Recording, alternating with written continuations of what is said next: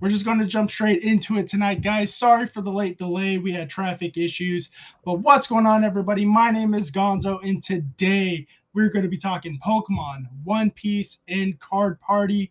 We have some exclusives for you guys tonight. And with that, we have the one guest from the Ball Squad, Hey, Robo Skills. How you doing, Robo Skills? hey, I'm doing good, man. I feel like it's been we were due for a catch up, just to Yes. talk about stuff, and it's cool that we were able to be in the kind of card party call and just Yeah. learn about some of the stuff on how that's going to shake down. I'm truly excited to talk about Card Party, especially about what we Same. talked about today in the feature trading meeting that we had with Pat and his team for Tampa. But before we get into all that, let's talk about you and your history with Pokemon, and of course the website where people can buy your cards and everything in between. But first, I gotta say hello to the chat. We have TCG versus Trev, Shug Nasty, Sean Bowden, and Clutch the God. Of course, we have Fish. How you doing, Fish? Um, so let's talk about your history with collecting in general, because you do collect more than just Pokemon. You are a avid One Piece player. If you Yeah, guys follow him on Instagram, you will see that he has not just cards, but he has championship cards and winter cards, which you get for tournaments. yeah, Let's talk about your collecting history. sure. I got back into collecting in 2019ish, like early 2019. So luckily, just before everything, got crazy in 2020, Yeah, I got bit by the collecting bug. It's kind of like serendipitous because whenever I, talk about this story with friends or other collectors, it's just like my birthday just happens to coincide with Pokemon's birthday. So oh Pokemon, nice. yeah, it just falls on my birthday. So it just like when I was checking out news for some Nintendo stuff and then saw Pokemon Day and it was like relate, it just kind of rekindled that, oh man, you know what, it'd be kind of fun to open up some packs because I used to do it all the time when I was younger. I Right. no I was right at that age where I grew up with base set, like first edition, and then base set unlimited, and first edition jungle and fossil. So it just kind of like, I found XY evolutions packs, and the artwork is the same as Mm. base set. Pulled the Charizard after a number of packs, and the rest was history. Yeah, evolutions at that time was on, a lot of it was on clearance. Like people Yes. couldn't get rid of evolutions. Yeah. I was working at GameStop at the time. I didn't just get out of the Navy. I was doing school, all that stuff.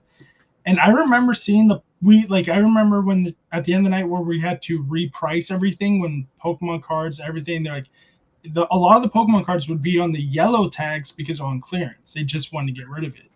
That's so Now it's so wild compared to how it is yeah, yeah, that's what I was going to bring up. Now it's the exact opposite. Now they're charging, and that this is a conversation that can be had too, because now they're charging local game store prices, which is crazy because they're a retail store. Yes. And yes, I and it's I just just made a Pokemon. It's video. not their One Piece. It's not their Magic the Gathering. It's just strictly their Pokemon stuff. Yeah, actually, this is a great dude. I would love to talk to you about this because I haven't gotten to talk to another collector or content creator in the space about this exact topic. Just so I'm for everyone even listening, it's like I saw a video and then I made one of my own where GameStop did this announcement where they were like thanking people for waiting in all the Oh lines that they've yes, been yeah, waiting in across all of America, and being like, guys, you're waiting, and you guys are heroes for getting the product first. And then they're like, oh, and we're selling Destined Rivals, but it's also marked up because yeah. It's you two guys are hundred waiting for dollars. it. And I was like, this is such a weird It's so crazy to me company because announcement. yeah, like Yeah. Opossum Bud and Rock Sandy and Shiny Vert all made videos about it, Yeah, and I they need to make all a had YouTube video about pretty, yeah, they all pretty much made had the same take. Like this is crazy. it. Like Yeah. you're like the people who read between the lines. GameStop is clearly making fun of them because like you're camping out. You're American. Like come on. Okay, now you're making fun of them. But the people who are camping out, I'm sure most of them are like, yeah, you're right. I am doing a fantastic thing. And I laugh when people are like, oh yeah, the hype's dying down, the prices are going down. I'm like, no, we can't say the prices are going down and the hype is going down when GameStop is charging $200+ for a booster box, and there's people camping out the Monday before it comes out the Friday. Yeah. The and and that's like, people are like, well, they're gonna it's gonna curve the scalpers because no one wants to buy GameStop. That's not, I've heard that argument. That's not true if they're Correct. camping out.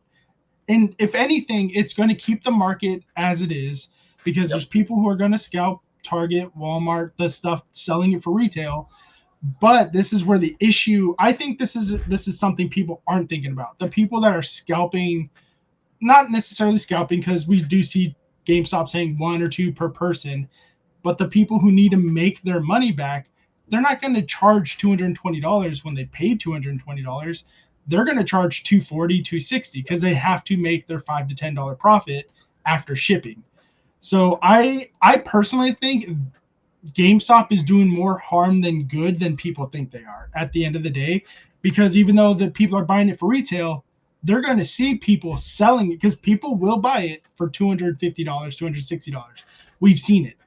It's going to happen, Well, and yeah, so the market is going to go with it. the market is going to market. It's such a funny, like, yeah, I'd love to just basically echo everything you just said. I'm sure this is going to be a conversation me and Jake are going to talk about on Card Lounge, because it's a very nuanced, like, it goes to one of the things I've always said once I've been collecting long enough to kind of see this on the ground floor.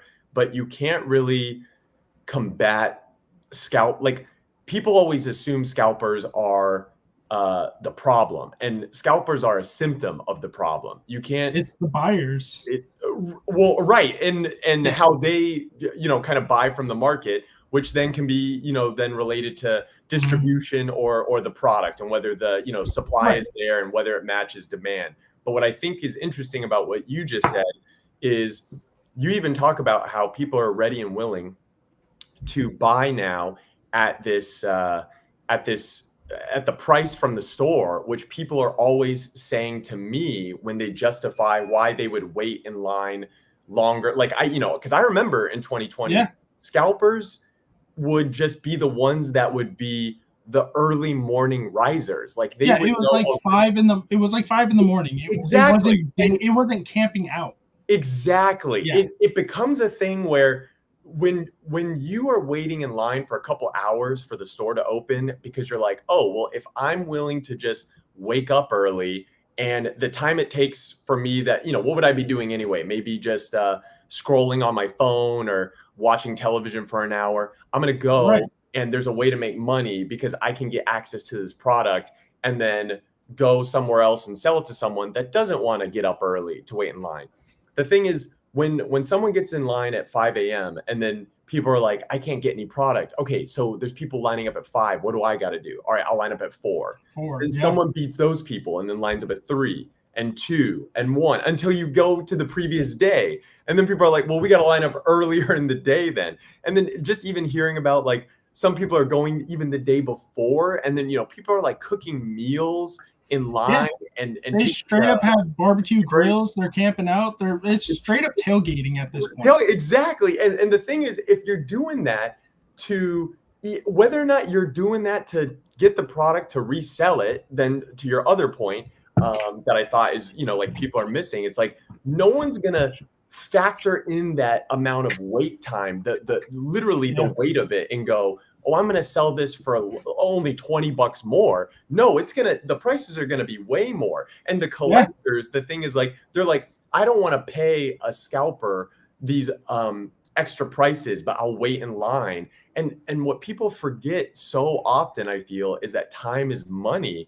And by waiting that far in advance, you've already, like, lost sight of the game, because if scalpers have driven you to the point where you're willing to wait over 24 hours in advance, you're paying so much more for the product than you realize. Right. Just your time involvement. So Cruddy Film says, I drove by a GameStop around 8:30 p.m. and saw 2 people camping. That's insane. But that's the other thing for what you're talking about. Time is money. You can be doing other things to make money, but now you got to camp out. Right. Okay, J Love posted a story, and this is what made it's mind-boggling. He posted a story about 2 months ago. Okay. I think it was when Prismatic Evolutions came out, and it was about a guy pretty much saying I called in sick for work so I can get something on the Pokemon Center website, and I missed the drop. The bots.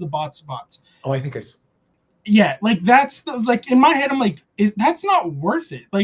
Right. If you go to your job, you're going to make more money at your job. Or try to log on while you're at your job, which I think is what OKJ Love was trying to. Right, and that's what, if you can, if not everyone can do that. When I was working full time as a police officer, I could do it if there's downtime, but if something pops off, I got to turn off my phone and I got to go do it. You know what? But you're going to miss it. But you're going to be at your job. You're going to be making money, which is going to allow you to buy that. And that's the other insane to me. People are quitting their jobs to go camp in line to make $20. It's just not worth the gamble for me. I have a family. If you're a young kid, 19, 20, maybe 22 at the eldest, and you don't have a job and this is your job, you have no kids, you have no responsibilities, I can kind of see that argument of hey, I'm making money. But for someone my age, and I'm seeing a lot of people my age in their mid 30s, late 40s, bro, come on. This isn't worth it. Yeah. And it's not even just, the kids in line, you could argue. I mean, the younger you are, do you typically the less responsibility, you have more time than money. Right. Of course. Yeah. But I still less think bills.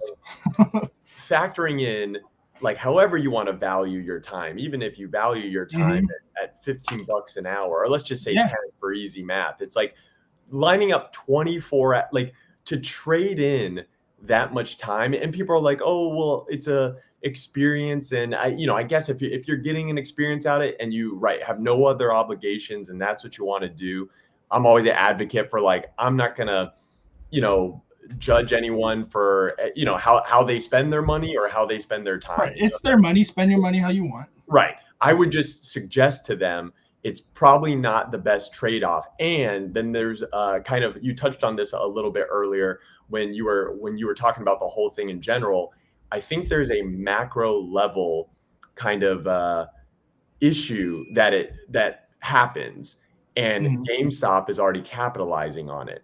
Where absolutely they see that many people are willing to wait in line, and they're limiting to one item per customer, or 1 to 2, even if it was 2 items. I mean, they're not letting you get 2 SPCs, right? So you're going to get an SPC. Yeah, it's what I think it's one of each if it is multiple items. Right. It's not the top items you're getting 2 of. So and then if there's a long line, I'm sure most GameStop managers are going to be all right, there's we only got 30, 40 items. There's 40 people in line. Everyone gets 1 item, first come, first serve. You get to pick your items first. But, and that's so when I was working at, so I didn't mean to cut you off, but you bring up a very solid point. And a lot of GameStop managers aren't doing it anymore because they just want to get rid of the crowd. Yeah. But at my GameStop when I was working, we had, I don't remember what it was. It was a video game, a special edition video game that you weren't allowed to pre-order. It was something crazy where we actually had a line and we're all right, we have 20. There's 30 of you in line. We're only getting 1. Only 1 per person. Then someone was well, on the website it's 2. We're yeah, but that's subject to change, and that's changed because of the demand. Right. Everyone gets 1. Sorry. And and we gave people, and I've been seeing it now in some posts, GameStops are giving there's stickers you would if you're doing a midnight release for a video game. A ticket voucher. Hey, you want this one? Cool. Here's this. Let's make it easy. Sorry, we're all out. And that I respect that more of we're gonna give it to as many people as we can, even though it's gonna make our job harder and just a little longer because we're gonna get yelled. We got yelled at for that dude. No, the website says this. I'm writing a letter. Yeah, you'll get yelled at either way, and that's also a part of the problem. That there's no winner. There is no winner in working retail. Yeah. And with with that brings in the clearly. I mean, right? You've showed both sides how you can try to make it as fair as possible. people that are there that want more, that were there earlier, are going to be mad, or people that showed up a little later but want to get at least one thing are going to be mad. You can't make everyone happy. And kind of where I was going before with how GameStop is going to look at this, and why I would urge, if there's any just like really serious collectors out there waiting in lines for like a long time, if everyone just stopped, would there be some scalpers in line? Sure. Would there maybe still be some collectors that would go, like, you know, if you go early, the thing is, like, when you start to camp out, it sets this precedent for what you're willing to wait for. And as we've already talked about, GameStop has raised, so right, Pokemon product at GameStop forever has always been MSRP because they're a big box store. They already make their money selling it at whatever way. And now you see a lot of LGSs are having to raise their prices, but this is simply because you're splitting your allocation with seemingly like big box stores like GameStop, Costco. Costco shouldn't. That's a whole nother conversation that I'm going to make a YouTube video on, because I don't even think people are even talking about this. But it's like, because they're about to do another release of Prismatic, is the rumors. And so when Costco used to have bundles, I mean, even just the last one I remember for like Crown Zenith, the 151 and the Crown Zenith ones, people were fighting over it. And the thing is, even before that, you know what was bundled? It was the Scarlet Violet base tins or ETBs with no one touched those though. That no one wanted, and that's when stuff should go to Costco. They bundle it because they can still sell stuff cheap to businesses or the end customer, because that's how Costco operates, because they deal in wholesale. So the funny thing is, you have these Prismatic bundles that are going to Costco where you're like, well, wait. This is for stuff that doesn't sell. Are you telling me, like, were these bundles given to an LGS? Were these ETBs given to stores, whether it be like an online shop like mine or a brick and mortar or somewhere else where it could get into the end customer's hands? Or like, you know, how I highly doubt there were just like ETBs and booster bundles lying around that no one could sell, where then suddenly distro or someone had to be like, oh, well, these have to be packaged up and shipped to Costco. But all this kind of like huge line waiting and that happening is creating this kind of like atmosphere where now GameStop can charge way more per box and like way more per ETB, and people are just going to buy it at that. And as soon as like big box stores raise their prices, of course, LGSs are going to have to be there or like match. They certainly can't sell stuff at MSRP and then no one can get mad at LGS is not selling at MSRP, because if they were to even drop and shred their like profit margins to like a razor thin level, all that's going to happen is people are going to find a way to just scoop it from that LGS and then scalp it to the price that is being sold at like the GameStops or anywhere else, etc. Right. So it's creating this like market kind of everyone is raising the price, which everyone is saying they don't want to have happen, but the behaviors that everyone is engaging in is doing just that, is the issue. Right. And I think like, so MSRP means manufactured suggested retail price. So it's a suggestion. So that's what Pokemon says, hey, this is how much we think you should sell this product for. That's for the big box stores. That's for everything else. So and this could be for anything besides Pokemon. It could be for One Piece, Dragon Ball, even non-collectibles could be for food stuff. If a box retail store starts charging, because Pokemon Center sells their booster boxes for $160. GameStop's charging $220. That's $60 more. Yeah. So if they start charging $60, Pokemon is going to be like, well, if that retail store is charging $60, what can we actually do and change? So this is this is a huge it causes a domino effect, and it's really kind of. But Pokemon Center will be like, oh, if they're willing to pay for it at a retail store, not an LCS, at a retail store, we should charge the same thing. It's a trickle-down effect that we should be cautious of, but people are too afraid. The FOMO is real, and I don't understand why. Scary, actually. Because this time last year, people were saying Stellar Crown was mid. They were saying everything was mid except for 151 for Yep. Scarlet and Violet, and now it's insane. But the real collectors are there. We're here. We're listening to all these new like, and I'm willing to have a conversation with new people. I'd welcome them to the community. Same. But that's like you at this point. It's like, okay, well now you're just gatekeeping. Well, yeah, kind of, because there's so many new people. I don't know who's real or not. I don't know who's going to stick around. Yeah. And that's kind of what happened in 2020 too. Like, yeah, that I just happened to start my channel and all of that in 2020, just a month or two before Logan Paul and that boom. Yep. But I have proof that I've been in it since I was 10 years old. Right. But to a lot of people, it doesn't matter unless your social media accounts are from 2019, 2020 and have been active. There's people from 2020 that like I became really good friends with, and then all of a sudden they just dropped off because it turns out they weren't making money like they wanted to. Sure. You know what? Yeah. I can think of a few people too, like even people that I followed and I realized, oh, they changed their account name and it's not even like a Pokemon related account.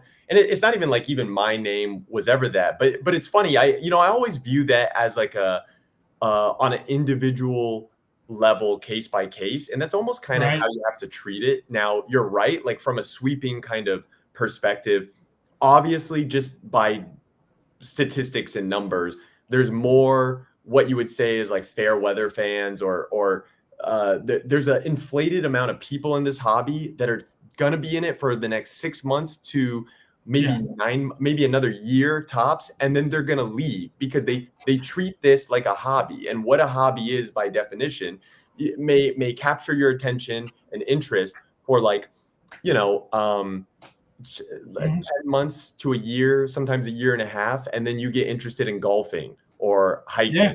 Even I've seen a split of just people that were in this because of the kind of hype or whatever. And then the Labubu hype happened out of nowhere. And that's already siphoned some like Pokemon people to like just that.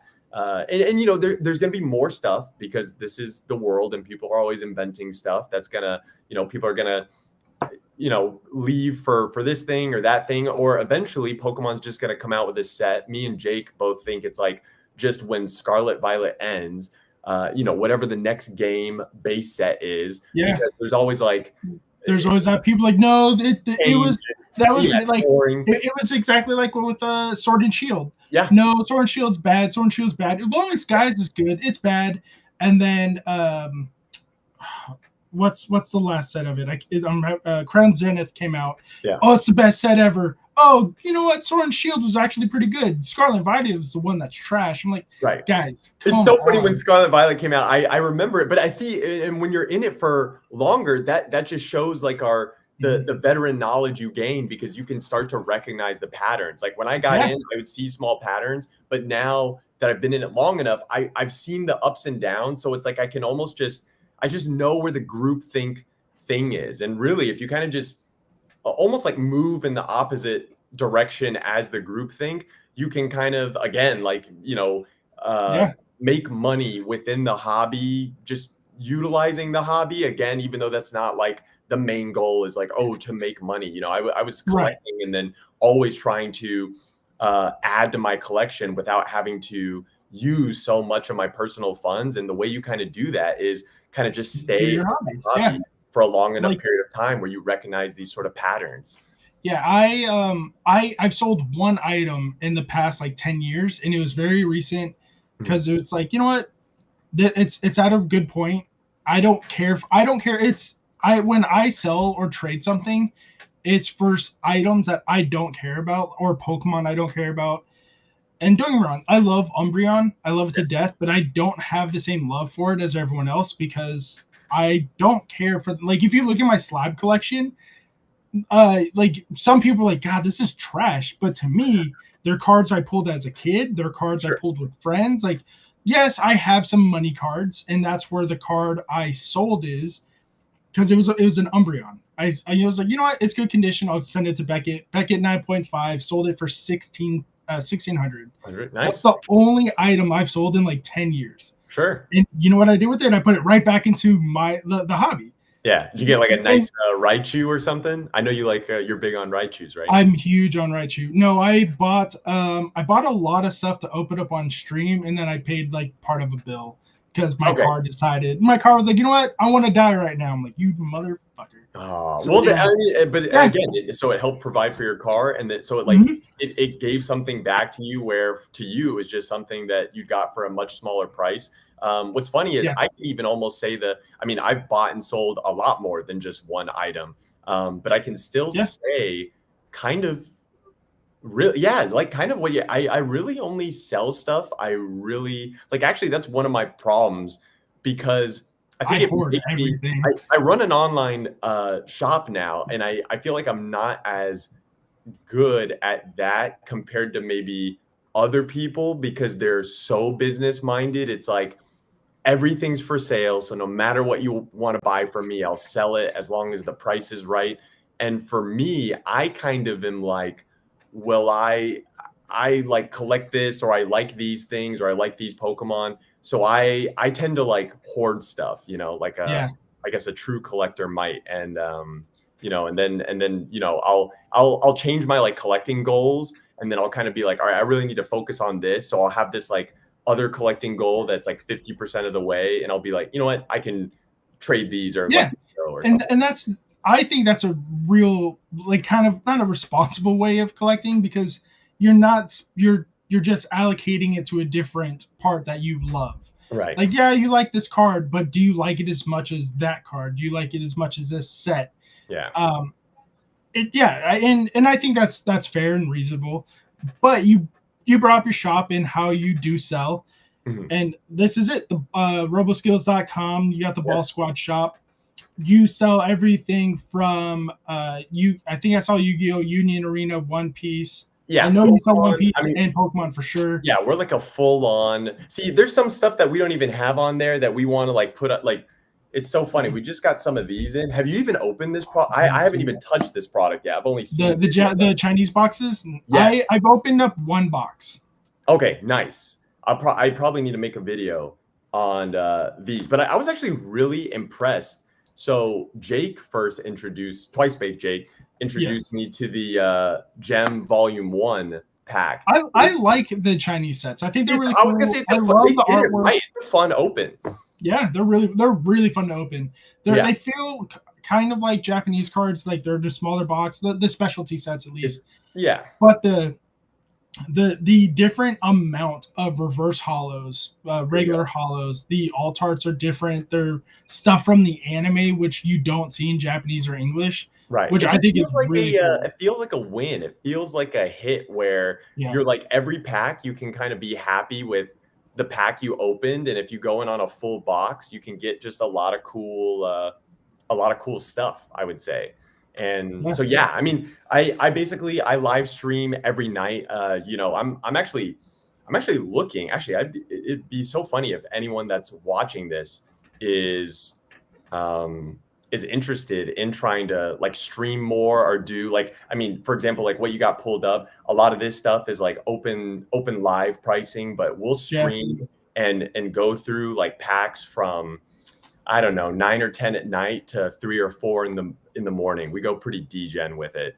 But since we do those like late kind of hours, it's fun because we get a lot of folks from like international folks that maybe don't have access to the type of stock that we have, because we really do try to keep in a large supply of everything. Like you said, Yu-Gi-Oh! $40 for the Chinese Volume 1 is crazy. Oh yeah. And then and we've got $4 for we've got One Piece, of course. And then you know what's funny? The stuff that's really Union Arena, there's very niche stuff for people internationally that love certain animes like JJK or Code Geass or Hunter x Hunter, where I really do feel like sometimes it's kind of sporadic every night what everyone's feeling, which is why we like to have everything available online. And so people are like, maybe tonight we go through like a bunch of Union Arena stuff, and we're just opening a bunch of different animes. And I think it's interesting because a lot of people that follow my channel and like to watch, they're not like, you know, even if you're a Pokemon collector, they don't get bored when something non-Pokemon gets on stream. We'll actually even open up sports cards. And I'm not a big sports card collector, but I do kind of like keep up with what's going. I mean, like for example, right now the NBA Finals is going on, right? Yeah. So you just see the players that are being talked about, and you see how you're like, or how like, you know, LeBron's, you know, like Lakers are out, Warriors are out, the Mavs are out, and everyone thought like, oh, it would end up being one of those teams. And Yeah, now, if you ask Danny Fanta, he would say it would have been the Mavs and the Lakers. Yeah, Danny's a huge basketball fan. He's yeah. See, and like it's funny. I was a big Mavs fan growing up, and big Golden State Warriors fan. Like, just from, you know, being here in California for so long. What's interesting though is when we open up like sports cards, like streaming it. I don't know. There's a it's almost kind of, I find a lot of people like to watch it because we usually rip TCG, and streaming, opening up sports cards. We're not like those, like the breakers that do sports card breaks, where it's almost like because they have so much knowledge and because they know just the ins and outs of every product and every player, they kind of go through it very like they're like uninterested in most cards. They go through it like how when we open up Pokemon cards, like, okay, cool. Oh, SIR, let's go. Yeah. Right. It is, you know what? It is kind of funny. It is like that. But when you don't know anything about sports cards or anything about whatever random set, like I don't know. I mean, I've seen videos, so I kind of know. Yeah, but you take your time and you experience it. Yes, and so like my stream is always about cultivating that. Like I don't ever want to feel like I'm like a almost like an assembly line machine where I just take a pack and I'm like, here's this rare, and then like here's this rare. Like if there's a lot of people in the queue, will we like speed up the pace? And obviously there's a lot of there's no knock to streamers that have like huge queues where they're trying to just get to as many people as possible so people can enjoy their hits. But I do like to just kind of go through cards, especially for a set that's kind of new. Like we go through the first couple boxes or cases really of Destined Rivals really, really slow. So we can like appreciate the artwork, find little Easter eggs, and just see and really like look at the moves, because a lot of people I know play the TCG, and just appreciate the cards. And we do that for One Piece as well, because like you said, I play One Piece, and then, you know, once you open up like 3 or 4 cases of the product for multiple people, you're kind of like, okay, now you can like go a little faster. But it is nice to be able to really appreciate the cards with the community, which is why I think, you know, online streaming has just gotten so big. And that's like, I tried to get into sports cards with my brother and my friend, but I don't know anything about sports. So I was like, oh, okay, I open up some packs. I'm like, I don't know what I'm looking at. I have 2 of the same player, but they're different colors. I'm like, so I kind of have an idea, because hey, that happens in Pokemon. You have a V, and then you have an Altart V or V Max. Yeah. So I asked them, I was like, cool, which one? I was like, so I'm assuming I got a really expensive one because I have 2 of the same player, different colors. And they'll just laugh like, no, wrong colors. I'm like, what do you mean? He's like, there's like 4 or 5 different colors, and then there's a sports Altart. I'm like, what the hell? He's like, yeah, you think Pokemon's bad? Yeah, that sports are terrible. There is, I will say that, and that's why I do think TCG is a little bit better. Obviously, I'm biased. It's no shot at sports card collectors, but it is kind of like if they made a Pikachu card, same artwork, or Charizard, but they were like, oh, this one's background's orange, and this background is blue, but there's 25, and then this one's red, but there's 199 of those. And then when they ran out of colors, they're like, oh, this one's black and white like a zebra, and this one's like snake skin. And it's almost like they're just making up like extra variants just to have extra variants, you know? And you're kind of like, well, then are any of these special if you're just going to keep making them all different, you know, shapes and sizes? It was fun. So I went to Front Row Card Show this past weekend. I was going to ask you about that. How was that? Oh, it was fantastic. I wanted to go, it's too busy. That was my first time going to a Front Row Card Show, and it was a blast. What was it like? So there was 400 vendors, and it was a good mix of sports and Pokemon.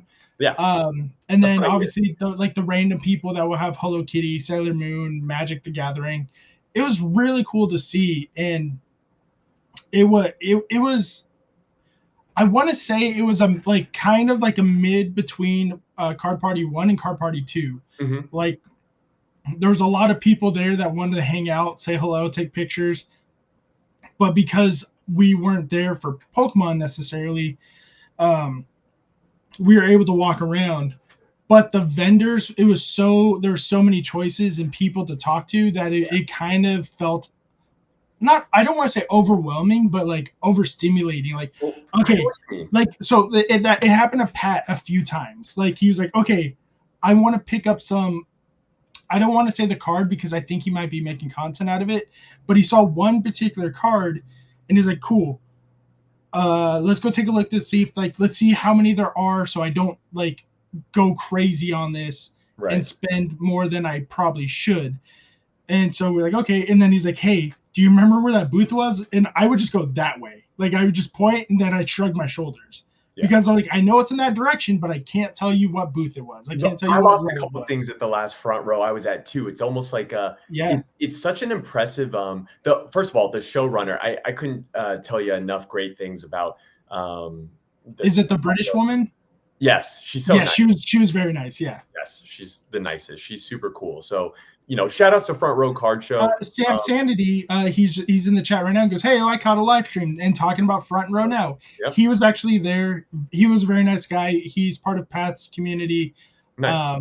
And Angela is her name's Angela, the showrunner. Correct. Yeah, she was very nice. Yeah, it was massive. That's what I was gonna say. So I've been to the first one I think she ever did when it was much smaller, and then haven't been to a couple of the recent ones till the last Las Vegas one. And it's crazy how much she's grown, but also I love the show because there is so much optionality, and it's kind of like what you're saying was also the feedback that I was hearing, which is really just proof that it's not a negative feedback. It's like, hey, you're doing so well that there's so many choices. It's so it's like there's so many good vendors, so many good tables, and there's so much that you literally can't the cover it all. Like the number one piece of feedback I heard from, because I'll talk to vendors at the end of any shows just to be like, hey, how'd you do? Or how was this, show from your perspective?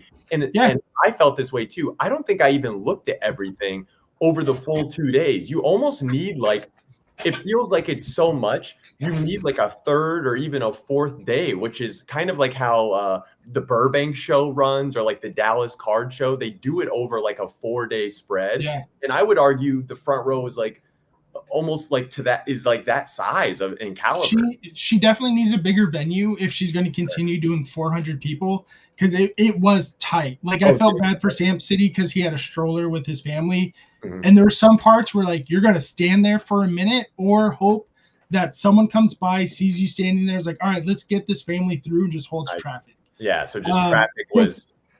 I think that's one of the things Collecticon and Card Party do very well is they have a lot of vendors, but they give so much space in between the tables. Yeah. Oh, they would have to, or it would be like, chaos because of how much. I mean, especially like when you think of and this is another thing I kind of like about front row in a way, especially when I'm trying to just focus on cards and getting product. But obviously Collecticon brings a lot of people that I'm sure, like cards and nerdy stuff, but they're also there for like the voice actors and actresses. And those guys bring, they bring in a lot. Lines and lines. So if you don't have proper spacing for that would just create gridlock traffic. My first Collecticon I went to when it was at the Long Beach for the last time. So 2023, I think. Yes. And I went I had the VIP pass, and it still took me almost 2 hours to get a signature from Johnny Young Bosch. It was worth it. And I have dozens of his signatures because I was like, he went to an event out here called Anime Kanji where he was signing as not as a voice actor, but as a Power Ranger. And then his band at the time, iShine, was doing performance. So that was cool. And his new band now is really good too. Nice. But speaking of doing events for 3 to 4 days because of how massive it is, that's a good segue to So what do you recommend for new collectors going to Card Party? And that is something we definitely are going to talk about. We had a meeting today with Pat and his team about Card Party for the featured creators. And it is a 3-day event starting June 27th on a Friday. And it's in Tampa this year. And if you guys have never been, it is so fun. Yeah. That is where you and I met for the first time, is at Card Party 1. Yeah. That's how long we've been trying to get each, like, I was on your Instagram first where we did when I had you on, exactly. And I figured I would have saw you at Card Party 2. So I complete like you were at Jake's wedding. Correct. So obviously, you know, these events get planned way in advance. And as we all know, weddings get planned way in advance. So Jake's wedding was on the same date as Card Party 2. Yes. So that's why Jake and you couldn't make it last year. You had a wedding, obviously, which is to go support. Obviously a very solid reason. Yeah. Excited for 3 though, because absolutely. Yeah, because you missed last year. But that's how long this conversation has been in the works, but it's just timing and timing and timing. Yeah. But to go back to the question for Miranda, what do you recommend for a first-time goer for Card Party? I recommend you have fun. First off, have fun. Do what you want. Like, have a plan that you, if you're going for content, if you're going to meet people, if you're going for collecting, have a game plan in mind, because it is going to get busy and is going to have a lot of fun. It gets overwhelming. People, you know what, just to add on to that real quick, overwhelming. Like the have a plan thing is like for, especially if you're a new collector, like if you are looking for certain cards, if you're budgeting and you want to be very careful on how much you want to spend, literally write down in your phone or on a sheet of paper, like, I want to try to find these cards to finish this set, or I want to try to find these slabs, because if you don't have a plan, you will get to a table inevitably and you're going to see something you've never seen before. Yeah. You'll start buying stuff. You'll start getting distracted and want to do this thing. I've gotten into the situation, and I feel like we all have. Now, I'm used to it, of like the whole, like going to cons. But, you know, I remember my first one being so overwhelming, and then you kind of get used to it. But even then, like, I never talk to everyone I want to end up talking to unless I plan with them. I never cover every table I want to go visit or go to every booth. And last year was so crazy. I only went to the floor once, and that was on Sunday. Right? Yeah. You will literally dude, I missed out. Like, a perfect example, the last card show I went to in Dallas, there was a booth where I was like, I just need to go back to this booth so I can get the info for this guy, because it was a high, I mean, not a super high. Well, it was just an older ETB. You know how I have like the ETB wall? I'm trying to get one of every Pokemon ETB. So I think that's a collecting goal. Yeah. So I'm trying to get the second one ever. And I found a guy that had a nice version of it. And I literally just never made my way back to that booth before the show ended, and never got his info. So then I've done that a few times. Yeah, right. And see, if you don't plan stuff, that can happen. Where I know in the morning I was like, I need to go there first thing. I didn't do it. I got distracted, and then boom, like 5 hours went by, and I was like, oh man, he left. And he's gone. Later, I found his info, and I hit him up about the ETB, and it had sold the day before I was able to get in touch with him. And it's like, now that seems very like dramatic, but it's just an example of like, you will be feeling like you're pulled in every which direction, and there's always like 10 different booths you could be looking at. But like, if you I'll say this, like, if you see an item or a slab you really want, and you're like, oh, but there's like 5 people talking to the vendor, and like it's gonna be 20 minutes, and you want to look at other stuff, like, take a picture or write down where that vendor is located on the map, so you can go back, or you will lose that person. And if you go, oh, we'll just walk around for another hour or 2 and we'll end up in front of them again, you honestly might not. So it's like, just always try to be planning your moves, or if you see certain cards you're trying to collect, you know, plan where those are, or try to get them, you know, in the moment, because those things will, someone else will pick them up if you get distracted even for an hour or two. Right. So to give an exact, not an exact, but a rough estimate of how much larger Card Party is, Sam Sanity might understand because he was at front row. Yeah. They had 400 people. Today during the meeting, Pat said there might be up to 800 vendors. This is going to be double the size of front row. It's double the size of front row, and that's why he has to hold it in a convention center this year. Right. So it's going to be so fun, though. It's going to be massive. I also recommend you have TCG Player, Collector, eBay, Macari, whatever source you use to track numbers, prices. Have it on your phone. Have it prepared. And bring a portable charger, because you're going to be phone is going to be juicing. You're going to need something to charge your phone. So if you don't have a portable charger that you can plug in and it works to recharge your phone, at least I just bought a new one just for this event.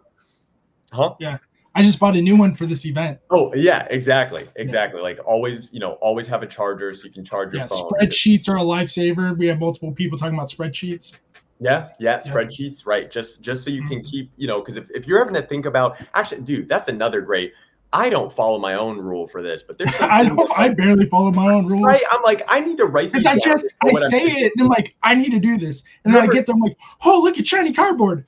Exactly, dude. I will even something as simple as like, I'm trying to collect some PSA 9s of the e-reader series holo, so like Aquapolis, Expedition, Skyridge. I'm missing some, and I just at the last show, now I have like 2 Articunos because I didn't write down which ones I had and which ones I was still looking for, and I was like, that's why the collector app is fantastic. I love the collector app because it tells you what you have in your collection already. I know. I use my collector app for my sealed product in my slabs. Yeah. So if I'm picking up a slab, I'll go to my collector app. If I'm looking at singles that are raw, I'm like, I'm just taking a gamble because I don't track those because I'm either going to grade them or they're for my decks for playability. Right. Yeah. I need to use that app more. It's so good. I highly recommend it. That's why I have it, and I'm gonna start if anything, we're starting to work with more and more companies. I think with Collector we got something going on for the Card Lounge too, where Jake has shown me the Collector app. I've downloaded it and started my own like all this stuff that I've like collected, like my slabs. I think it's like, because I've got so much stuff over the last 4 or 5 years, it's such a daunting task to try to sit and try to catalog each and everything I have. But I know at some point I should do it. And once I get caught up, then any new thing that comes into my collection, I can just kind of do it once and then it's like kind of tracked forever, which I do think, honestly, at some point, Collector is going to be that type of concept, especially as we move more towards like a technology, centric kind of collecting atmosphere. Like you even see like all the, stuff like with AI grading and just like better apps that help make people more efficient at collecting so that you just don't, make mistakes or spend too much wasted time on trying to, because no one can remember a billion things or a billion prices all the time. It's just not possible. Right. Yeah. Sam City says 800. Oh my God, that's insane. Is that the same for Seattle as well? To my understanding, yes. Seattle is going to be just as big, if not bigger, because remember, the Pokemon Company is in Seattle for the U.S. Yeah. There hasn't been. Have you gone to I guess not a card party, but any other type of a card show in Seattle? I've never gone to Seattle for one. No, I've never been to Seattle either. Oh, okay. Oh, dude. Yeah. So this is going to be new. Yeah, Seattle's super fun as a city. So that's what everyone tells me. Yeah. I'm going up a day or two to explore. Recommend. I'm going up Wednesday for Seattle. Well, I'm going up Wednesday for Tampa too, so I can go out there, see the city, actually sit down and have a conversation with friends before we get swamped. Like that was one of my things I talked about with Hyper Psychic Cards on the last podcast. He was like, yeah, I heard you were really busy. I heard you never got the floor. I was like, nope, I got to the floor for like an hour on Sunday, and I don't regret it. I don't regret not being able to go to the floor because first off, I got to save some money. So my wife was happy about that. Nice.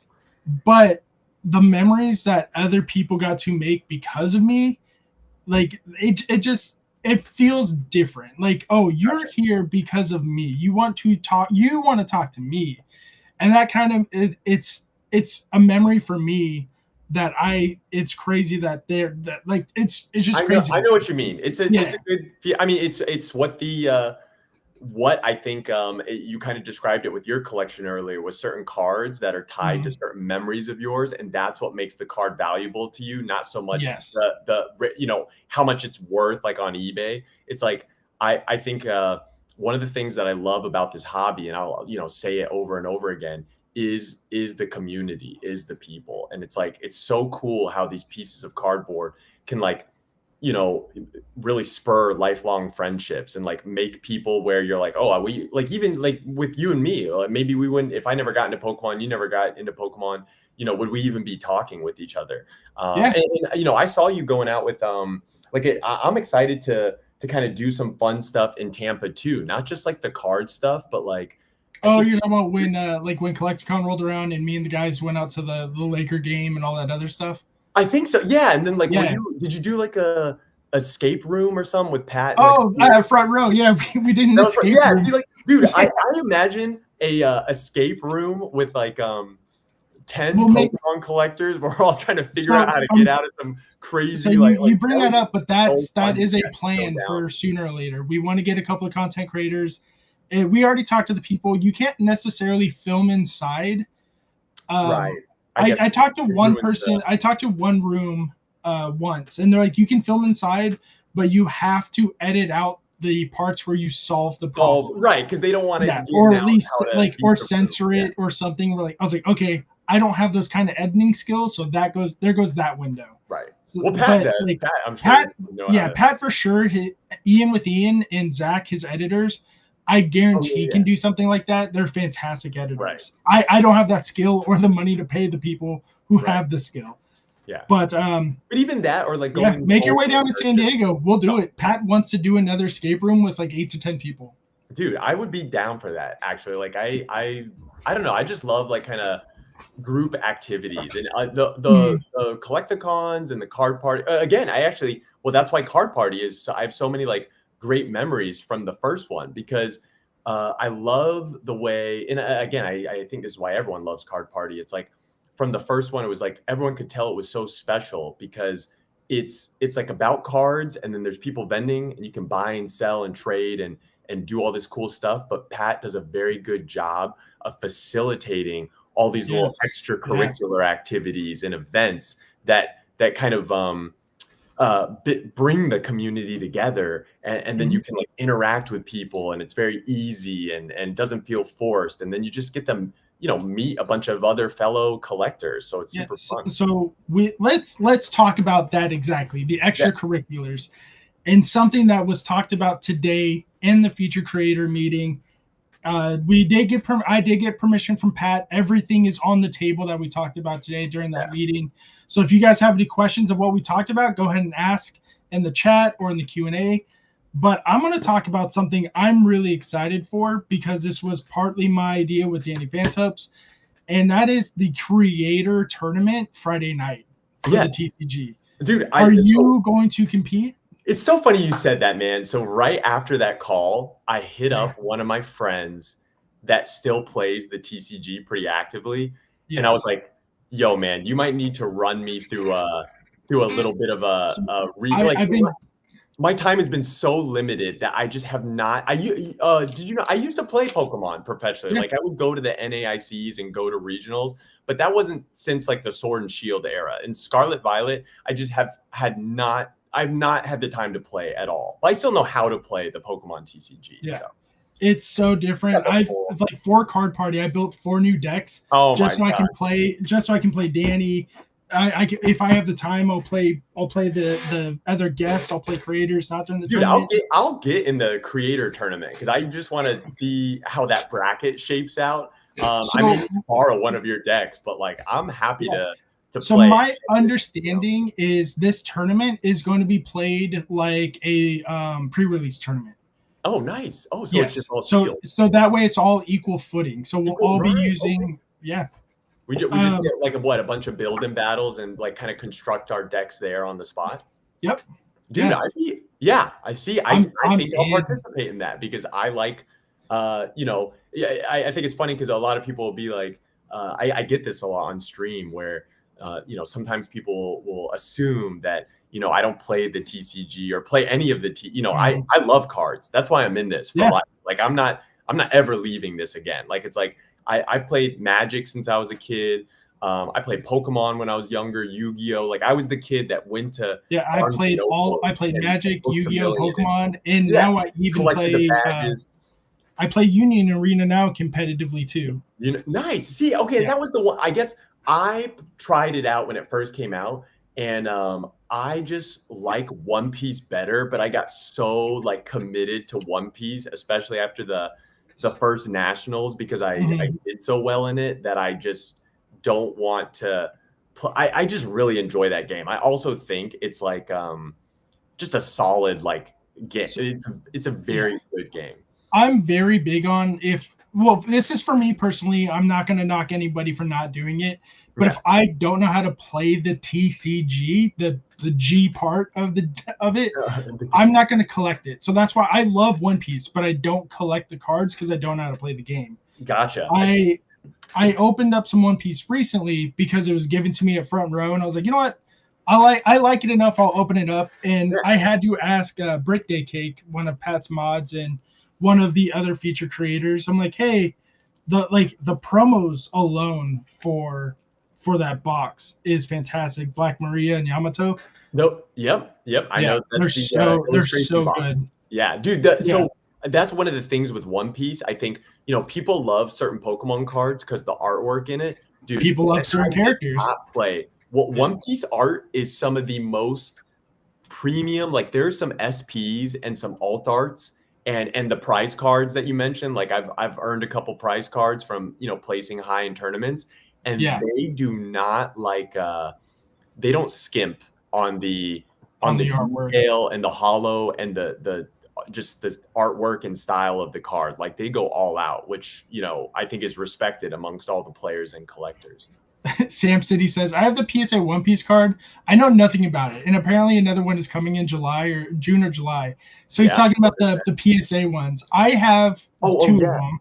Yeah, I have the Luffy, of course, and then the Boa, and now Shanks is coming out. Yeah, and so I'll have those ones too. The artwork's almost like a kind of like an anime style kind of just like animation style artwork. So Cruddy Films wants to know, has the CP3 schedule been released, or was that CP2? This is the schedule for 3. Obviously this is tentative. This is the basic one for everybody. Yeah, we don't even know if this is on this. Is this on the site? I don't know. This is the website one. Yes. Okay, cool. Yeah, the one that you need to know about, you and I, are the ones for creators, for like the meet and greets and the shows. Those ones are going to come out. Well, we're going to get an email Monday about our time slots and other information and questions that they need. Like, are we going to compete in the creator tournament? So that's going to come. But I'm assuming that information, once it gets to our hands, we're free to share. Right. I think so. Yeah. Especially if it's a public event, people are going to watch. Gonzo, you have to. I'm here for it. Because I think I got a text right when Pat was talking about it, and it was important. And so I was like reading it, and then I was like, is there a basketball tournament going down amongst the creators? And is that like what? Like 3-on-3, 5v5? It's not a tournament yet.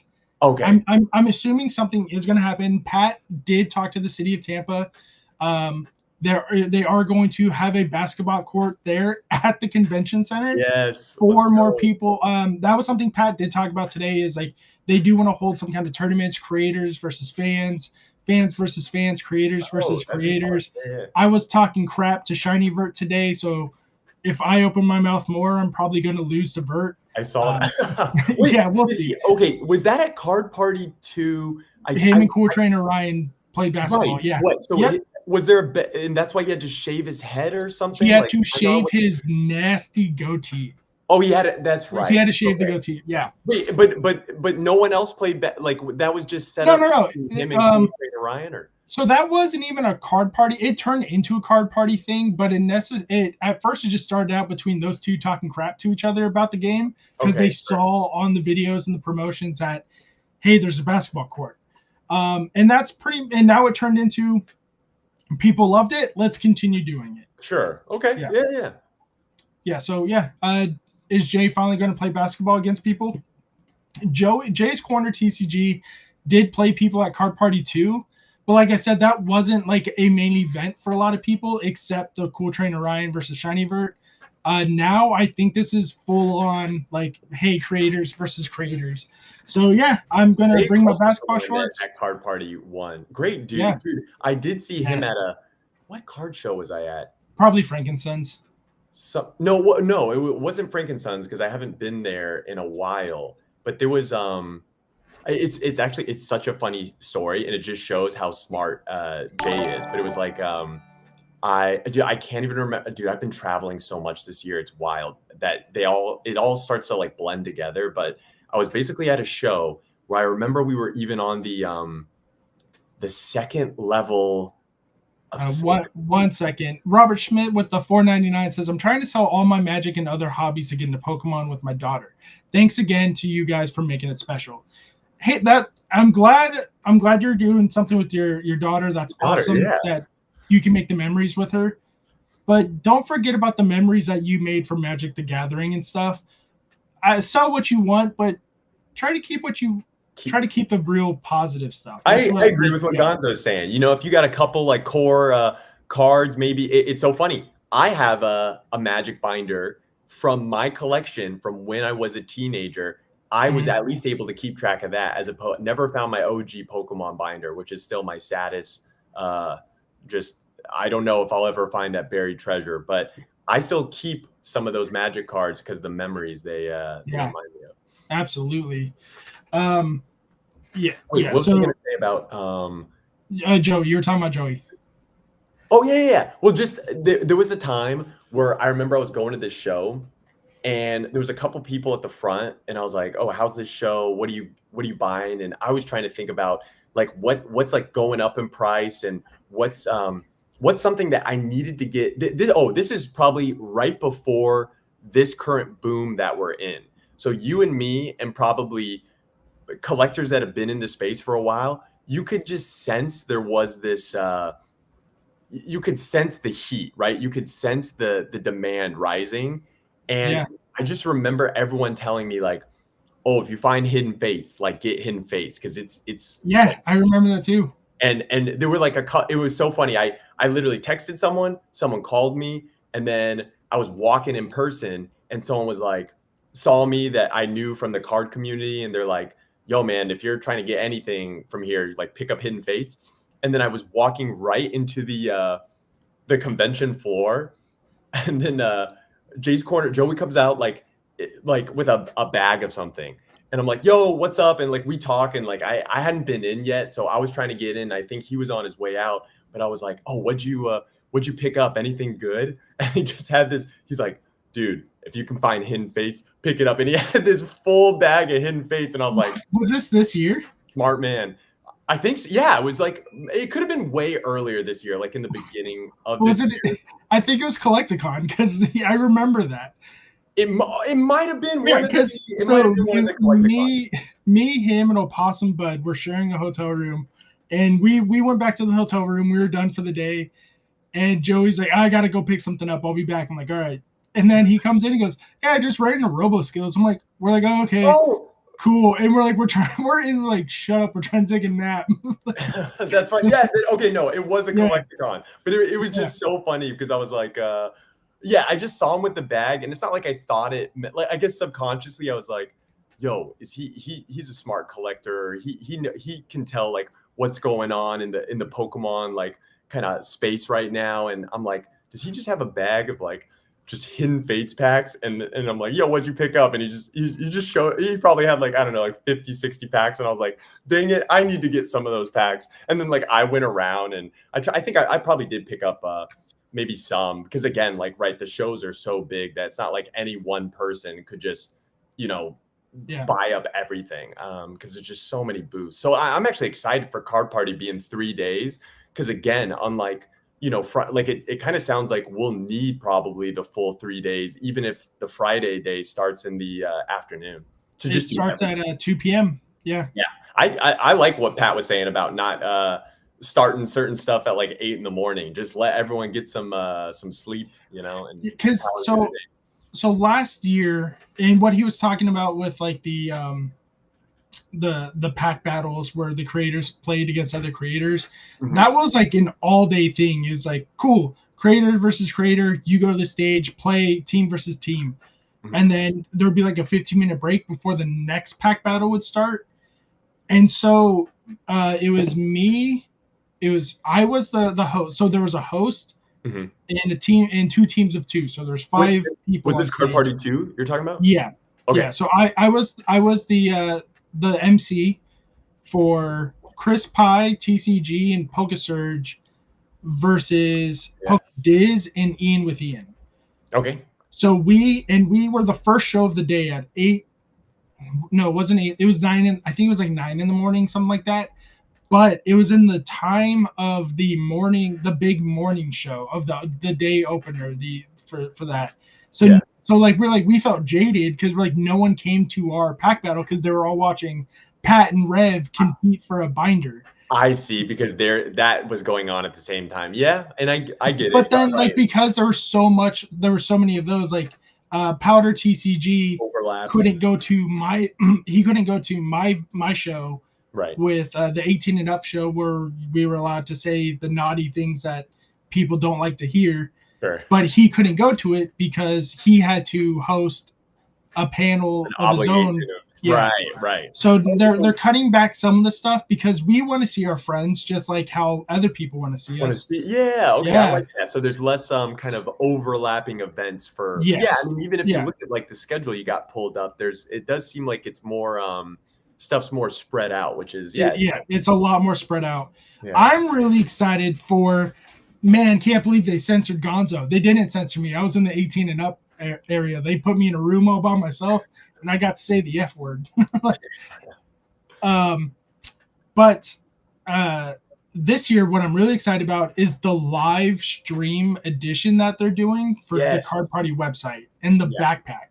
So again, we're free to talk about this. Pat gave me the okay. So during the day, they're going to be a live stream of 2 people at a booth, kind of like a pre-show for WrestleMania, pre-show for the Super Bowl, like the sportscasters doing their game day analysis at a booth, talking about play-by-plays, stuff like that. Yeah, there's going to be 2. Yes, but that's cool. But I'm really excited about the backpack camera, I think is what he called it, where they're going out to the vendors, to the people on the stage floor and putting a camera and talking to them. Yeah. I'm really excited for that. That's true. And because then a lot of the vendors, or if they can't break away, like from, I even think about like, like Jar Chomp, for example, or like, the Bulbasaur, like, I just had Jar Chomp on the podcast, Card Lounge, and to be able to have, or I think he's going to this, right? Yeah, Jar Chomp is going to be here, but he's not a creator. He's going as a vendor. He's vending though. Yeah. Coop's collection will be there. There's a lot of vendors that create content too, and it is cool to kind of have a traveling kind of camera that will be able to, kind of capture moments or get people like that are, watching online, kind of feel more of the experience of Card Party, which I think is nice.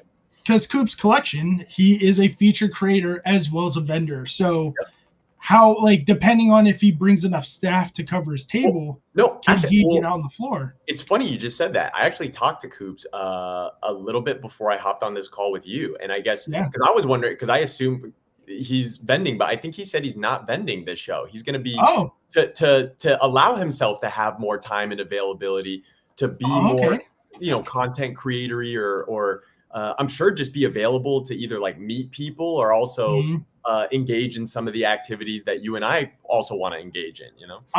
That'll be cool. I give him a firm handshake for that, but like I'm just a collector. I'm not a reseller. I don't do anything like that. Yeah. But I can say from last year, seeing Bulbasaur being a creator, a very well-known creator, very respected one, and a vendor, his booth was nonstop. His shirt sold out in a half hour. His mystery bag sold out in an hour. I think Coop, if you're watching, it's a double A, like Coop it's and a double. Bulbasaur and That's the best way to put it. double-edged sword. It's a double-edged sword. Yeah, you want to make your money, but at the same time, you want to be a creator and talk to the fans. Yeah, but man, sure that's like money, or like I mean, Coop can vend a whatever show, and I'm sure now, like he's just he's probably very like at this point he has to be smart with his money. And well, the thing is with Coop, it's like if he were vending at Card Party, I don't even think he would get a 2-minute break to go to the bathroom, because he would have a line wrapped around his vendor booth probably like 6 times over of just people just wanting to engage with him in like vendor mode, and then it would just be, I mean, he could have a staff of 10 people, but everyone's still going to want to, meet. They want to meet Coop. Yeah. So speaking of very long lines, another thing that is changing is the meet and greets. So as you guys can see on the schedule, there's the meet and greets here, meet and greets in the yellow, meet and greets, meet and greets in the yellow. Last year and the year before, they had tables where the creator would stand behind the table, you make the line, and then you walk up to him. I remember that from Card Party 1. Yep. That was how it was for Card Party 2. This year, they're changing it just a little bit. Yeah. There's still going to be meet and greets, but it's going to be kind of like, the best way I can describe it is kind of like a Disneyland meet and greet. You're going to have the Card Party staff walk the creator to a certain point of the convention hall. They're going to stand there. They're going to do their meet and greet. And then once that hour hits, they're gone. Yeah. And that is because the creators last year, like the Ryan, Rev, Pat for sure. I'm sure Real Brick and Nate Marie, Super Duper Danny, all these guys stayed 2 to 3 hours to make sure everyone got signed. I mean, they are just so big that it's like, like they could stand there all day. I remember that from Pat from Card Party 1. And I mean, because that's just the type of guy. That's when it was our front row card show. We walked into the vending hall. He was just he kind of messed up the line to get, so we were waiting in line to get into the thing because we checked in, we got our badges, and we're waiting in line. Yeah. And the doors open at 10. He showed up at 9:55. Okay. And I was like, okay, cool, he's here. And we were talking about like what we're gonna do for the video, and he was like, I don't know if we can do it. Let's get in there. Let's find out like how swamped I'm gonna get, and we'll see if we can actually do this challenge. Right. And I was like, okay, good call. And we didn't even get into the floor, and he's already got mobbed. Then once the line started moving, people were still trying to get. I was like, hey guys, let's keep the line. Like I don't mind being the bad guy for Pat. I get right. Told him, like, that is so nice. Like, I remember at Card Party 1, he stayed like 2 hours. Like his voice was like disappearing in real time, and he still just wanted to make sure to like talk to everyone that was waiting for him after he got off stage, and like take pictures or shake hands, and because Pat's just super nice like that. TCG first says, well, I'm sorry I got to skip out early, but I bid you Badoo. It was a pleasure to get to know you a little bit, Robo Skills. Thank you for all your info, Gonzo, and glad I finally got a stream. TCG Verse, thank you so much. You have a good night, my friend. Yeah, thanks for joining, Verse. So we're like, all right, so like I don't mind being the bad guy for Pat. Like at Collecticon, Ian used the wrong. He did say it, but he said it to a point in my head. I didn't hear the way he said it. Okay. So we're finally done for the day. We come back from lunch. We're about to go into the hall, and Pat was like, "Oh, I got to go to the bathroom." I'm like, "All right, cool. I'm not gonna follow him in there. You do your business, dude." Yeah. And I didn't. But how the bathroom was set up was like, here's the wall, and I thought when you come in this way, you got to come out this way. He came in this way, but he came out that way. I see. So we didn't see him go out that way because we're just waiting there. Ian came out this way, gotcha. And he came back to the group, and so we're just waiting for Pat. And he's like, "Oh, he's like," the way he said it made it sound like people are trying to talk to him in the bathroom. And I was like, what the fuck? And I was like, and I started walking off. He's like, wait. What do you think I said? I was like, they're in the bathroom bugging him. Let him shake his dick in peace. And he's like, he was like, okay, I got it. No. He's good. He already went to the floor. I'm like, why didn't you say that? We were waiting here for like 20 minutes. He's like, oh, okay, right. My bad. I know what you mean. Yeah, like some convention halls, they have like a one way in, one way out for like traffic flow, I guess. Yeah.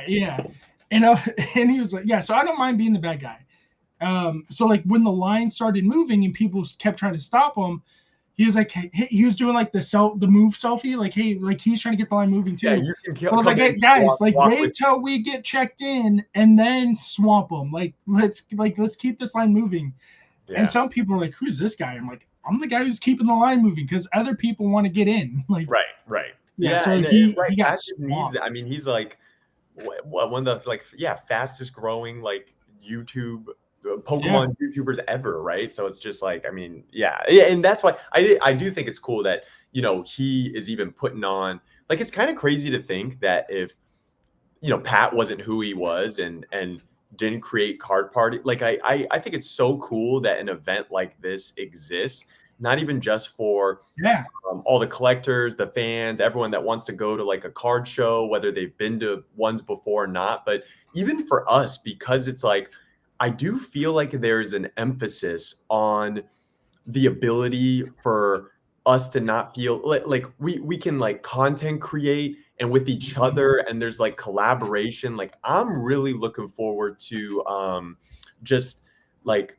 filming stuff with as many people, like trying to just collab and like be creative and do fun things that you wouldn't necessarily that I can't do if I'm just solo, right? Like if I got an idea for a skit or something and I'm like, oh, I need 2 other people, or just filming stuff with like multiple people involved where it's like going to be familiar faces to a lot of people that watch, you know, Pokemon content. Like it's going to be a blast. Right. And then we have all the people from all over the world. We have Unlisted Leaf, Chloe, Dean. Yeah. I think they're the only international people this year. They might be, yeah, but yeah, those guys are great. So. Trevisard I met for the first time last year. Really good people. Yep, I've met Trevi too. Yeah, cool. Legend of Luke, Birthday Cake. Yep, Scott's PC. I'm really excited to meet Scott. I love his content. I've heard. You've never met Scott? Never met Scott. Ah, okay, yeah, you got to meet Scott. Yeah, he's well, dude, he's really blown up. His Gachapon stuff has been killing it. Yeah, like just but yeah, I mean, he's a great. I mean, I met him before he even started like the Rippin' Until I series. Yeah. And, you know, I'm one of the few. I don't know why I'm crossing my fingers, but like the privileged people to have seen his face. I don't know if he's ever do like a public content face reveal, but you know, he usually wears a mask in his content. And but yeah, he's an awesome dude. I'm excited to meet Foofy too. I've subscribed and been following FufuTube for a while because he did not start as a card creator. He started out as a video game content creator. Correct, dude. He's awesome. Yeah. I actually got to talk with him a lot. Not only, or wait, was he at Card Party 1? I don't know. He might have been there as an attending creator. No, you know what? It was, speaking of Island Grown, because his face was just there, but that's also where I got to meet and talk with Pat a lot for the first time. Oh, Hawaii PopCon. I met him at Hawaii PopCon. Yeah. And we were talking about like how he was a video game dude. He's a great editor, super chill dude. In fact, we'll randomly like talk to each other through like TikTok comments sometimes. But yeah, definitely excited to kind of just not meet him again, but you know, hang out with him again and see him again. And then like see even like Alex, Alex Hodges, like I saw him at the last, gosh, was it a Collecticon or Burbank? Probably Burbank, because he wasn't at Collecticon this year. Okay, it was probably Burbank. And then like even things for you, for Alex, for like basically everyone on this entire screen, getting everyone's schedule and stuff for hopefully being able to invite a lot of you guys onto the Card Lounge podcast, because this is again one of those things where we're all super busy. I'm glad you and I were able to do this like tonight, because again, and dude, I'm really glad we were able to talk, because we were overdue for it. I've been wanting to talk forever, but I've also been trying to grow a card shop from the ground up. And I'm still working on it. And like, I'm in the middle of a move. So it's like this, like, so much stuff to do. And it would be nice to just have all these collectors and content creators in the same room, so that I can just like not send 40 be like, hey, are you want to film the Card Lounge, be a guest on the pod? We film it in person. Do you have time to travel here? Or, you already going to be in Las Vegas. Especially for traveling too. Because if I talked to my wife, I was like, yeah, he asked me to be on the channel. But I was like, but here's the thing, it's in Vegas. And she was like, oh, God damn. I'm like, yeah, she was like, they better at least pay for a hotel for you. Because if you, I was like, dude, what we're going to try to do is, like, if we can start getting bigger and bigger sponsorships, like it's growing. Yeah, that's the thing. It's the sponsorships is what's going to help a lot to get you more creators. Yeah. And shout outs to, I love the in-person stuff. If I could do the in-person stuff, I would. No, exactly. The thing is, like, me and Jake both talked about it from the get-go, where we were like, hey, it has to be in person, because it's just like, it creates this more, I mean, everyone is there talking in person, it's a little different. Like, I do appreciate conversations like this. And actually, this was the same thing that this Talk Studio Streamlabs, I think this was the same thing that Nostalgianomics uses for hit. Like, this is really good, because it does almost kind of feel like I'm in the same room with you. Like, I can hear you very well. They're very crisp and clean. Yeah. This is I do pay for the membership side, because I want it, because you have to let you. Yeah. So you can use this app for free. It's attached to Streamlabs, so that makes it easy. But if you use the free version, the quality's a little lower. I see. You can only have one guest. I can have up to 24 guests on here now, because I pay for it. Professional version cost? Oh, I pay for it annually. It's like $100-something. Oh, that's not bad. That's not bad at all, especially since I do use it a lot. Yeah. Right. And if you're using, if you do one of the, I mean, even if you did one of these a month, which I'm sure you do more, like I try to do at least 2 to 3 years. Like, when you need 24, if you're doing the group thing you're going to do with everyone all on the same call, is totally worth it. Yeah. And I do the group one. I try to do the group ones like once a quarter, but it's so hard because of scheduling. So what I'm hoping, it's like it's funny that you brought it up, because I do have, I know you're in, Chris Pye's in, Brad TCG's in, and I know Rock Sandy and a couple other people will be in. I'm hoping the Monday I'm going to schedule it for the Monday before Card Party, so the 22nd, I believe. Let me double check. Monday before the 23rd. June. Nice. June 23rd. Are you flying in? You said on that Wednesday. So on Wednesday, 25th. Yes, I'm landing at like 10 a.m. Going on because I was thinking of going in early too, just to make it a little bit more of a vacation. And if it's like Wednesday night, there might be something going on with other people, but the only thing I have planned is Thursday. Rock Sandy, Opossum, and Shiny Vert and I are going to do a live podcast in my room with for the Critical Hit podcast team. And fuck it, if people want to join in, come in. I'm not going to say no. Like, if you guys want to come in, say hi. Like you said, get everyone in one room.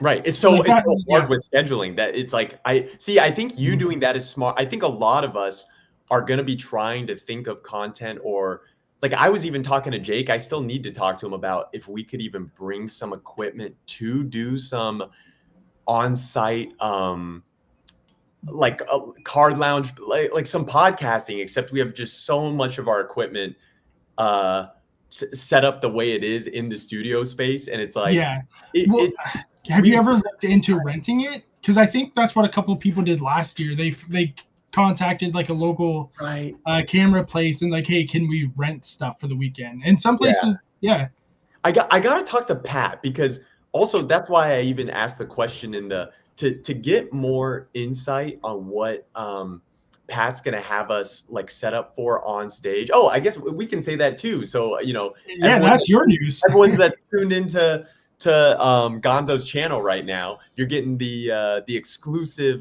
news tidbits. But Jake and I, Twice Baked Jake and I, will be doing a live Card Lounge podcast. So if you've been tuning in to the Card Lounge, or if you don't know, some of you might not know, I've got a podcast with Twice Baked Jake.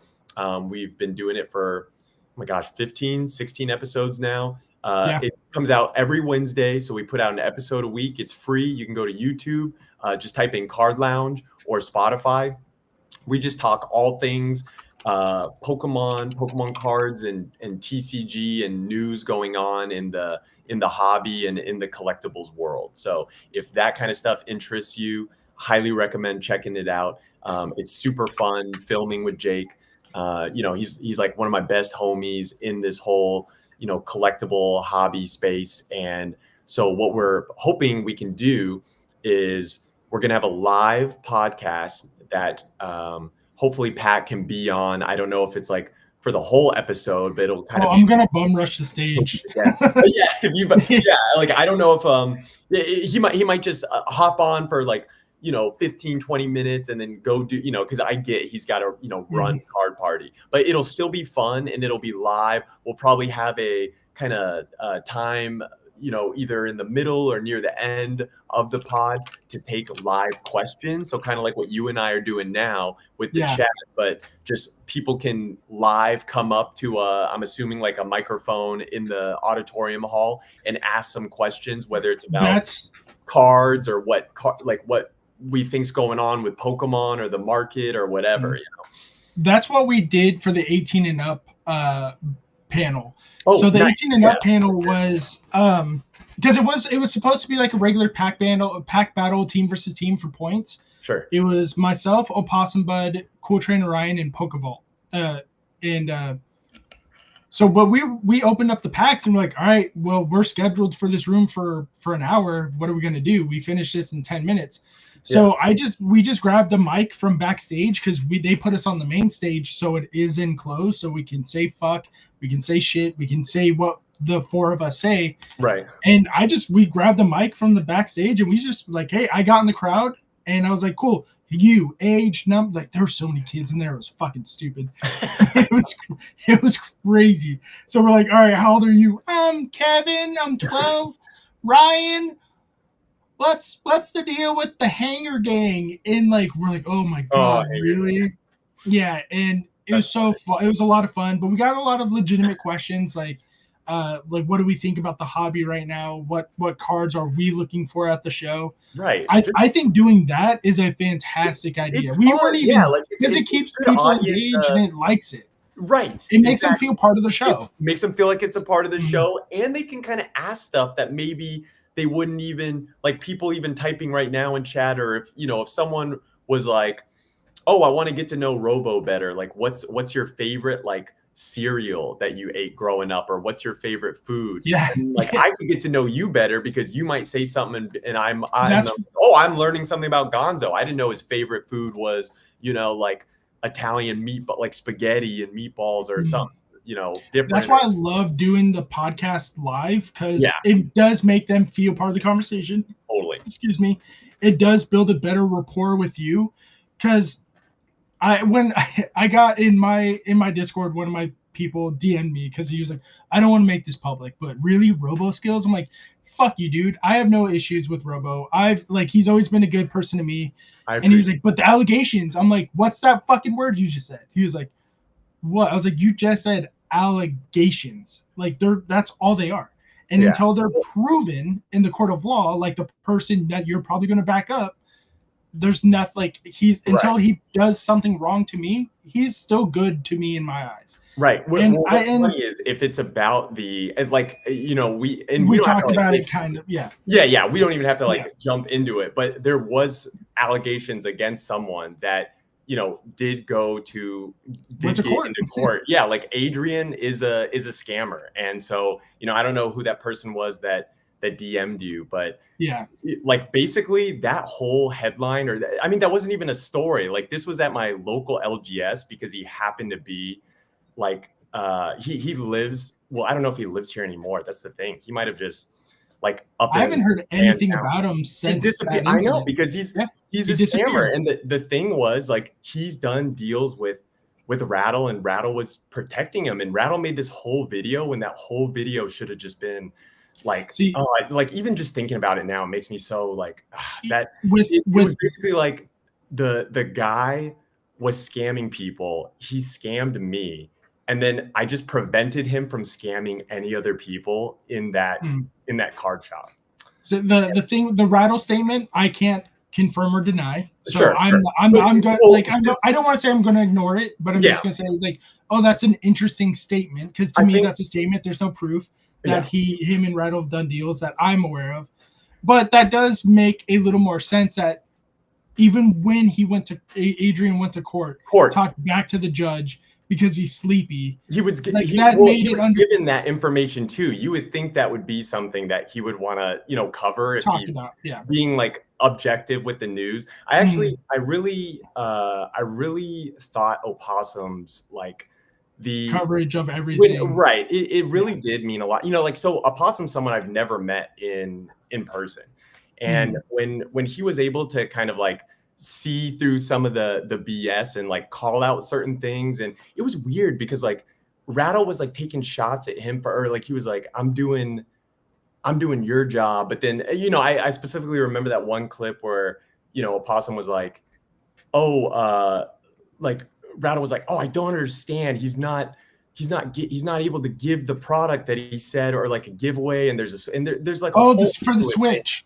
right. Yeah. And then Opossum was like, yeah, I don't understand. It just doesn't make sense, because Opossum knew that he was a scammer too. I think from it's just a whole laundry list of things. Yeah. And so like, again, like I called him out at the shop, then he tried to like smear my name. And I don't even think if it was just, I think the issue was, he can try to do that. Like anyone can try to do that, right? There's like a lot of people that, that's how we got the other guy involved, because the other scammer involved, this guy named RBK Mustang Sally, you can go look at his Instagram page too. He's not even, again, I think he's also up and disappeared too, as like a lot of. Was he the guy who he claimed that he kicked you out of his apartment and made you sleep in an RV? He said I threw like a chair at him or something. A chair or a keyboard. You threw something. Yeah, exactly. And it was just like literally 100% complete lie. And I would challenge him or Adrian. Like we can hop on a lie detector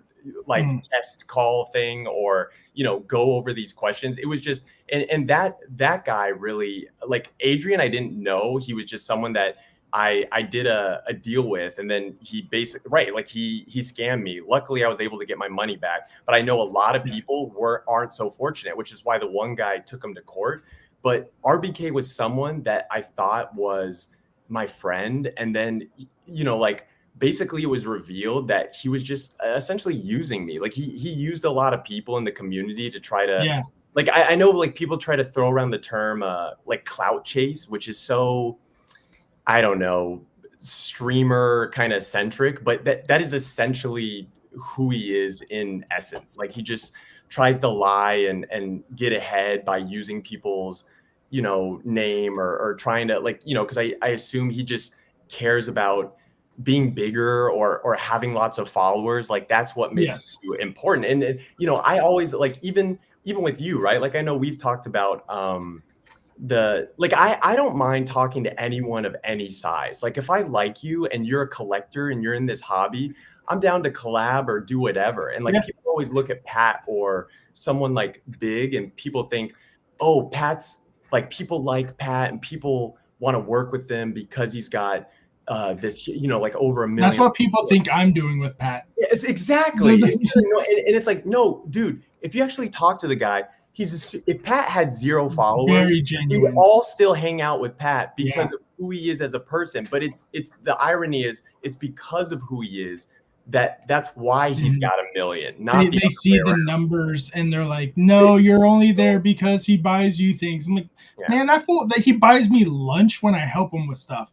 That's not like, if that's all it takes to win my heart, well, it is, because I love food, but that's not the point. Like, there's so much more to Pat than just that. Like we went to the escape room. If we weren't friends, we wouldn't go to an escape room. If Right. like, because Yeah, now we're like just stuff like locked in that. a room with each other. And that Like, is kind of the fun stuff that mm, I feel like helps bring the hobby together. And that's why it's just when people make, I don't know, like hate videos or you know, obviously when you're looking at, you know, something where there's video evidence, like if someone's yeah, wanting to make comments or do a commentary video on something that they can look at point blank. But when people just, like, to your point, like are just spreading rumors or allegations or just say awful stuff, you know, it really is like detrimental to the community, and it you know, right, it hurts, like it affects people. Like it's not the first or even the second or third time, you know, certain people have like kind of gotten really aggro versus certain people, and it's really, which yeah, it's really like annoying when people try to bring that negativity into the hobby. But yeah, you know, I will say it's also nice though when you get to meet like the real people that aren't just like behind a computer screen. You know, like mm, you're a real person. Like I met you in real person, and then we can still talk now, even like a year later, and it's almost like catching up as if we were catching up a week later after card party. You know what I mean? yeah. Robert says, "I know you because of Pat. I think you're a cool dude. Appreciate it. I think you're a cool dude." And I also got to get to know you the last couple of weeks. Again, thanks. I got to thank all of you guys, because if it wasn't for you guys, I wouldn't be going to Card Party as a creator. I'd be going as a fan, and that's still not a bad thing because that's what I did for Card Party 1. And it's one of those things where Pat talks about, like, it gives people goals to strive to. I went to Card Party as a fan, saw it, experienced it, and Did from you? there I was like, you know what, I'm going as a feature creator next year. And that's what I, happened. I put it out there in the universe. I set my goals. I updated myself, and then I got welcome back. and you made it happen, dude. Yeah, made it I'll happen. say this, man. I see, when I remember Card Party 1, I feel like when I met you, it was like with It was like me, you, like Mike, Joey, right? Mike, Yeah. and like two or three other people. I would And have said, you were mad as fuck. You were mad as hell because someone oh, it was that. Well, vandalized. Yeah, see, yeah. If someone Andrew, vandalized something yeah, they shouldn't have, and we yep, were all trying to figure out who. We're trying to figure out, like, okay, this, and this. We all I found out remember who. that. Yeah, and it And was see, one it's of like those things. even Yeah.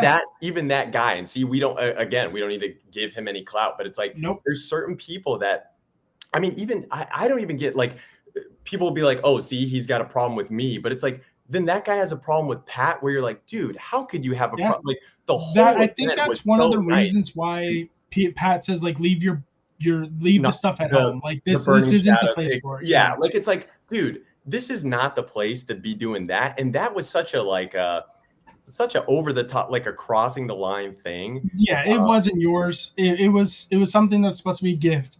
Right. And And no, and it, that like, made it right. It was, especially yeah. since it was the first card party ever and like a gift for Pat. But yeah, like and you know, I remember like I think even Pat like was really nice to that. Like he was being, I mean, I'll say overly critical, but it was kind of beyond that. And I think Mhm. Pat was like really nice to him and offered him like free tickets, right? Yep, he was one out of like 10 people that got a free ticket. Dude, Because and that's even as how you're feature gonna, creators, we have to pay for it. dude, exactly, man. And Yeah, that's like a free ticket that could have gone to like so, you someone know, who someone wanted that to be really, there. exactly, Yeah, that wanted to just like enjoy being there, but then you're gonna like take the free ticket and then turn it into something negative. It's just like, you know, I definitely think there's a lot of but you know, I've come to realize like this is just a part it's of part of the hobby at this point. the inner, yeah, like Yeah, I don't think it's the internet culture. Yeah, I think that's a better way to put it. It's not right, the not even hobby, it's our the hobby. internet Yeah, just like culture. when the internet's involved with anything, there's always going to be Yeah, trolls, there's always going to be haters, and it's like kind of how you,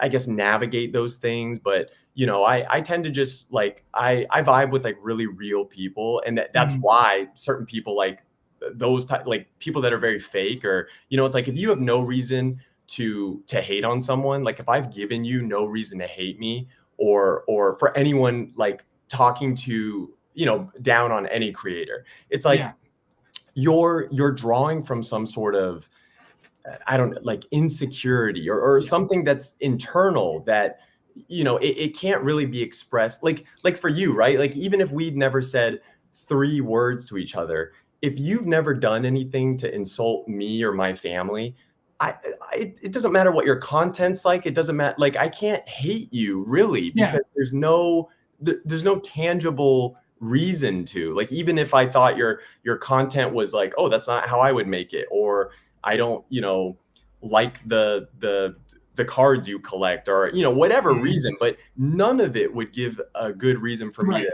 like hate you. You know what I mean? And I think that's why I was very friendly. Yeah. Yes, I try to be anyways. You're a friendly dude. Like Opossum and I are best. Like we're really good friends. I am spending my birthday with him this year in Arkansas.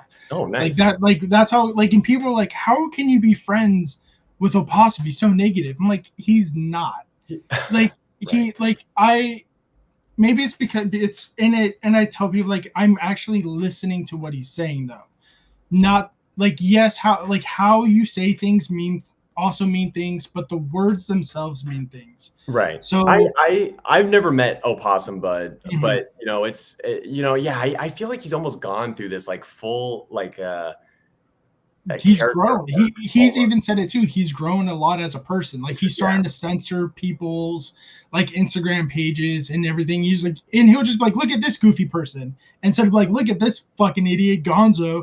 He's over here standing on the corner trying to make money. It's funny what you just said about the really listening to what he says, because there were a couple things where, you know, I even remember like on me, like there was something that he made a video because he doesn't hate any. There's only one person in the community that he doesn't even really hate him. He just hates what he did as another content creator. Okay, I think so like he'll call people goofy, he'll call people weird, but he doesn't hate them. Like like he'll love to talk to you. Not I don't know about love, I can't say that, but he'll be like, yeah, well, I mean, he'll be willing to talk to you. Yeah, to meet him. Yeah. And I wouldn't, you know, judge. And he's going to be an adult about it. He's not going to try. Like, I would talk to him the same way I would introduce myself to you and talk to you, and then based on my interaction with him, you know, like I will say, like when he made the certain videos, like kind of just like covering certain things, and really, it's like like what you're saying. I listened to him talk and really saw how he identified through some BS and like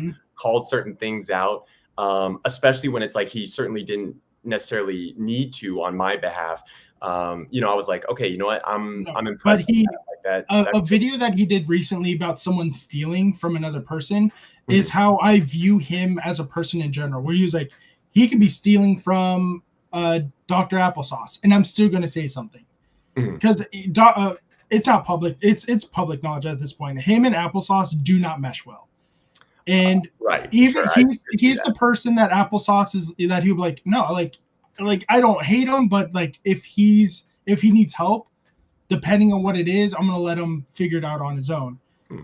Unless Applesauce apologizes, which we all know is not gonna happen because he thinks what he did was right. And he did a cardinal sin as content creators. He copyright striked one of Opossum's videos. You know what's so interesting? Not claimed, striked. Is that there's a small difference to do that. I'm sure I could have done that to like a ton of people. And I know. Well, maybe because of fair use, it's a maybe. It all depends on how the content's being used and transformed. And one of the Nick talks about it because he even made a video about like, this is what he did. This is why I will never respect him as a content creator. My laptop is gonna die. Hold up. But yeah, I know dude, I bet there'd be you know what, I'll get my charger in a second, but I would actually be curious if like, I almost feel like if it were like facilitated properly, there could almost be like they could have a legit conversation of the beef, if you will, of like those. But I don't even see them really. Here's the thing: they had the chance at Collecticon in LA. We saw Applesauce in the bar. Nick Opossum even went out of his way to say, "Hey man, what's up?" and did like a little like gentle, like, you know, when you're walking by someone, you do the "Hey man, what's up?" and you just like kind of tap their shoulder and stuff. He did that to Applesauce. He's like, "Hey man, what's up?" And like and he just looked the other way and just completely ignored Nick. And then so later in the night, it was me, Ian with Ian, Pat, Nick, sitting in a little back room of the bar. Yeah, And Applesauce comes by, and he stands directly in between Pat and Nick, so Nick can't make eye contact with Pat, and started talking to Pat. And then like it was kind of like intentionally. He did. Like, I'm not trying to start shit. I'm just trying to say, like, this is I mean, why. Yeah, we don't even need to get like go Right. beyond. It's just like this is why Nick has a problem with Applesauce. Applesauce goes out of his way to disrespect him. So I would say I know Applesauce more than Opossum. Like, yes, he's always been a chill dude to me. Like, he's yeah, a and good guy, I'll talk to Applesauce. I have no issues with him. Yeah, he's disrespectful to my friend, but at the end of the day, if he wants to come onto the podcast and talk something out, I'm willing to talk to him. You know what? That's what I'm saying. Like, I almost wish, because we're adults. Like Nick isn't going to I don't even know if we have the space for it, but like I would have both of them on the podcast where like if me and Jake could like it's almost like if they could hear each other's. I'm sure like with a lot of things in life, there's like or at least this is how I've interpreted it. And again, I don't know both of them as far as their like deep enough for their like internal thoughts to really speak on behalf of either, but it's like it does seem like there was just a big miscommunication that kind of like snowball, or like, and not even in the sense that it's like both of them could have obviously done wrong to the other, but it like got super exacerbated or like snowballed out of control in a way. And I do feel like it's like something that, you know, given the right the parameters and environment could potentially be like congealed to some, or at least to make it more peaceful, or like cordial, or like on terms, right? Yes, you know, evenness. Like, it's not like anyone has to make anyone else like best friends, you know, with whoever. You know, it's like people can be different, and people are gonna get along with who they get along with or not. But yeah, you know, there were times when when I've looked at, you know, different people in the hobby and thought one way about them, and then literally over time, like my perception of them changed, and vice versa. I know some people that like had a perception of me, and then they met me in real life, and then it was like, oh, like and then I just talk to them like the way I talk to anyone, or like people. And then there's the opposite. There's people that you're like, yeah, you're cool. Then you're like, no, I'm staying away from you. Like you're gonna get something, and well, I think everyone, just because of content creation in general, there's always such a barrier of, you know. And again, I think you talked about why a live, like shooting stuff live, is so interesting, because it's like you can kind of get to know someone a little bit better, but then even this is content, right? Like, this is through a medium, so it's like it never really can replace just meeting someone one-on-one, like shaking their hand and being like, hey, what's up? Like, what do you like to collect? What do you what do you like to do? Here, dude, I don't want to just like completely disappear on you, and now I'm getting like the sliver low battery warning. I can get my laptop charger real fast. Go for it. Yeah, here, let me get it real fast. Let's do.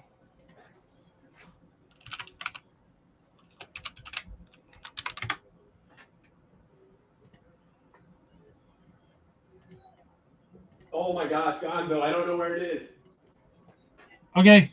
We'll try to end it real quick then if you can't find it. Yeah, dude, I thought I knew exactly where it was, and But this is in the pinned comment, guys. Check out Twice Baked Jake's Mojo Skills podcast. It has grown so fast in just 4 months. I know, it's so fun to make too. So again, it's like I enjoy podcasts. I enjoy listening and watching certain podcasts. So again, this is just something, if you love cards and stuff going on in the hobby, and just news around, you know, the cards and collectibles space, then I would say this would be a podcast for you. You know, if you're driving to work, you can listen to it in the car. It's a real easy listen. If you want to watch something while you're at work, I mean, if you have that type of job, or Opossum even listens to it, and he said he likes it. oh, he really? thinks you guys have he thinks you have good takes. Like and that's what I'm saying. Like he just find like whatever he just sounds angry when he's not. He's just he's like me. He's been in this hobby for so long that he's passionate. And when he sees something goofy, he kind of gets like protective over. He's like a baby mother. How long has he been in the hobby? I guess you would know because you're just as long as I have. Like since he was a kid, like stopped on and off as a teenager kind of situation. Yeah. Yeah. Okay. Yeah. I stopped. Was there a point where he like got back in after the teenage years and like? I want to say he said he got back in like 2016, 2017. Okay. Yeah. I mean, that's earlier than when I got back. For you, was it around that same time, or you said you were later, like 2019, 2020? No. I've been in it since I was 10 years old, so 1999, 1998. You never left the hobby. So all the original games I have are mine. Guys out there that are like that. All the original game consoles are mine. All the games that I have, they're mine. My Game Informers, all that stuff. Like the only reason why I don't have a massive collection. Game Informers.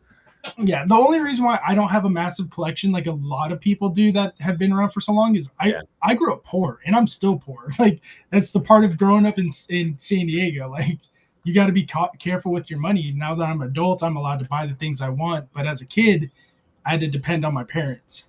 Sure. But yeah, I got a lot of great stuff. Like the Silver Dialga I got from Phantom Forces and ETB from Target. Like when that came out. Like when Phantom Forces came out. Do you remember picking up Plasma Storm and Plasma Blast ETBs from the store? I remember picking up Fire Red Leaf Green packs. Like I would just love to have been around back then where if I could just go open up some of those packs. Oh, shit. This case is all my slab. Getting the heavy-duty hardware out. Yeah. This is where I always love these conversations going with people because it's like then you can talk about the stuff that makes like collecting. These are all my slabs. And fun. Oh my gosh, dude. Yeah, you got. I mean, I would say about 80% of these I pulled as a kid or even now. Nice. So are there any certain sets or things that you're going like? I know you you're like a Raichu collector. And then is there a current modern set or something, or I guess it doesn't even technically have to be modern that you're like going after in any way? I just collect what I can afford at this point. Sure. Yeah. Which is, I know it can be, the promo from the DVD, the Sweetwater. Oh, nice. Yeah. Yep, that's from the DVD. That's mine as a kid. Nice. Wow. So that's right from your original DVD. Yeah. I know what you mean about the collecting what you can afford, dude. I would love to go after, I keep joking about this with Jake, but like I've asked him on like 3 separate occasions as the prices of the Poncho Pikachus like keep going up. And I'm like, oh, man, is this kind of expensive? Like $5,000 for a Mario Pikachu, and then it'll jump to like 7 and then 8. That's one of this promo is very first. This is my very first pack opening on the channel. Oh, very nice. So, like, yeah, to me, like a lot of people go, it's just a promo card. No, it's my first promo card from this channel. That's very cool. So that means a lot to me. Dude, I'm curious for you. See, this is what I would like to know. I mean, I'm sure this would be something I would ask you. Like, if you the Silver Dialga that I was talking about. Silver Dialga. Are you more focused on? Do you just want to be like the type of content you create, just like the kind of like talking and podcast style and commentary stuff? Fire Red Leaf Green Charizard EX. Charizard EX. Wait, is that a Mint 9? Mint 9. Nice. Still, Mint 9, $1,500 last I checked. Wow. And this will never be sold to me. This will never be sold. I pulled this as a kid with my best friend before he moved out of the state. That's the one. I have memories attached to these. That's nice. Like, some of these cards are like this. They're $1,500. They're memories. Dude, And I then there's other think cards. I think picking those up, like, that's a beautiful Charizard. Like, I even think I either have that card in an 8 or a 9 for my Charizard collection, and I was just like, I want the card. I found it in a like a slab that where it Yeah. looked clean. Like, I was like, it could be a 10 It's a 3, but this is the card I played with as a kid. as a kid. Nice. This is my Raichu. Your original Raichu. That's That's my crazy. yeah. You have so many. Dude, I wish I could find my original binder. It actually makes me so upset. Like, I feel like I've just looked for it now. I'm pretty sure when I was in middle school or high school and I was like, mom and dad, I'm done with Pokemon. Like my parents like gave my They're like, oh no. He ended a we'll give him a few minutes, see if he can find his charger. Of course, I want him to say goodbye to all you guys, but if not, he'll probably DM me or text me in a few minutes to let me know that it can't be found, which sucks because you guys know I like to let him say their goodbyes, let him know where you guys can find them. The pinned comment is the Cardboard Lounge podcast channel. You can find them there with Twice Baked Jake. We will both see you guys at Card Party. There's so much about Card Party we did not get to talk about, but we would love to. There's so much going on. Like I said, we'll give him a few more minutes. Hopefully he can come back on so he can say his goodbyes to you guys. But I had so much fun with you guys. I hope you guys had as much fun as I did. Thank you all so much for coming on. Let me pull up Instagram because that's where he's going to respond.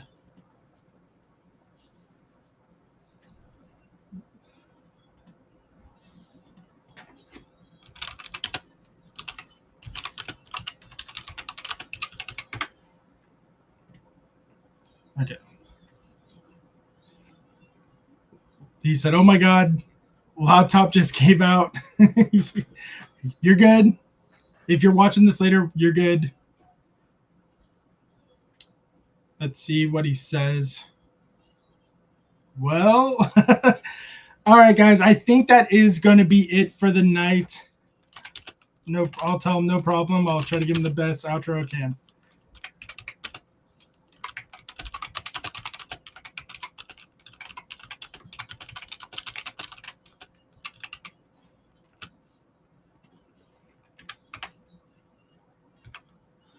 Yeah.